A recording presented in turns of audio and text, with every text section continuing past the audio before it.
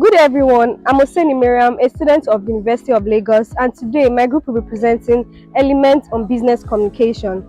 First, firstly, what is business? A business is any legal activity that has to do with the buying and selling of goods, ideas, and services with the aim of making profit and to satisfy needs and wants. What is communication? Communication is the process that concerns the exchange of information from one entity to another to achieve certain goals, and it can either be static or dynamic. Dynamic in the sense that it's a continuous interaction, and static in the sense that they have certain rules to effective communication. Thank What is business communication? Business communication can be defined as a specific communication that takes place within a business or organizational context.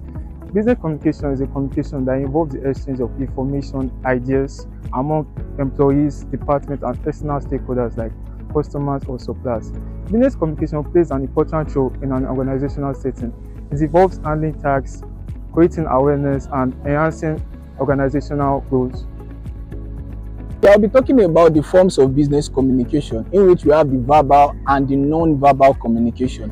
The verbal communication is a crucial part of business interaction that involves negotiation, team discussion, and mouth-to-mouth discussion. It helps the professionals to communicate his thoughts to the audience. Now we'll talk about the non-verbal communication. The non-verbal communication involves body gestures, facial expression. It helps the professional to convey his information to the audience. It helps to get the attention and also the emotional part of the audience.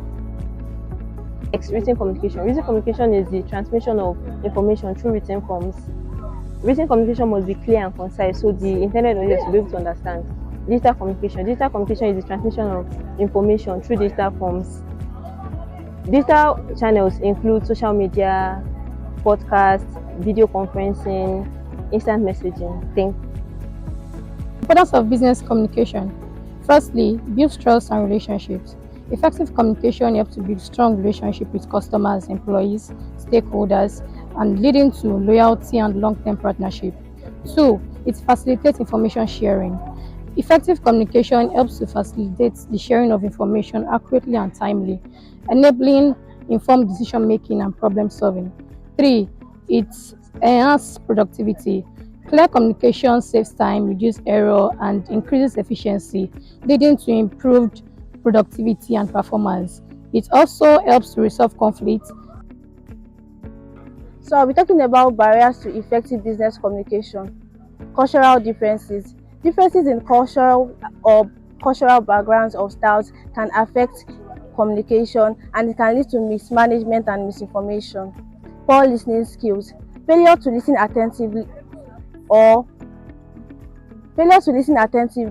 can affect communication. Then we also have information overload. 7 C's of effective communication.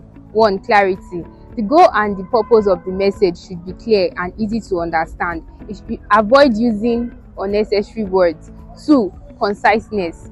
Ensure that the sender keeps to the point of the message, even when keeping it short and simple. Concreteness. Concreteness means the message should be clear, well detailed, and well outlined. Correctedness. Ensure that there is no grammatical error or spelling error in the message. Coherence. Coherence is you making sure your message goes well and moves smoothly, making sure the recipients understand it perfectly. Completeness. Completeness is when you provide all the necessary information without you leaving anything out. And consciousness. Consciousness is just making sure you are giving the right vibe in order for the person you are communicating to understand it perfectly. We have sender. Sender is the source of the information. The person that actually brings out the message that is intended to be bring out. The second, we have encoding. Encoding can be defined as the compilation of the information in a coded language. While we have the message is a symbol or meaning that is intended to be passed on to the person that needs the message. Then the last one, we have channel. Channel can be defined as the various means through which information can be passed from one person to another, where we have the radio, the televisions, and the newspaper. Then we have receiver. Receivers is the person, the intended owner of the message, which is expected to give us feedback about understanding the message.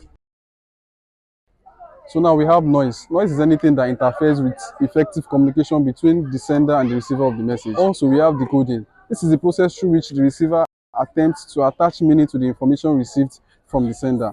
We also have feedback. This is the most important element of the business communication process. It is the response that the receiver gives to the source of the message. We also have environment. This is the precise location where the communication takes place. It could be physical or virtual. And lastly, we have context. This is the setting scene in which the communication takes place. It could be formal in form of communication between a boss and his subordinate, or informal in form of communication between siblings. I'll be talking on the concept of noise in business communication. What is noise? Noise is an unpleasant element of business communication, and it can come in various ways. We have the external noise and the internal noise. External noise is all forms of noise in the environment of the receiver that prevents the receiver from understanding the message being sent. An example is a horn of a car while receiving a phone call. Internal noise. This is a form of noise generated from within the receiver of the message. This is also a situation where the receiver of the message is not focused on the message due to distractions from the mind or biological concern. It could be in form of thoughts, feelings, emotional condition, psychological reactions. For example, hunger, anxiety.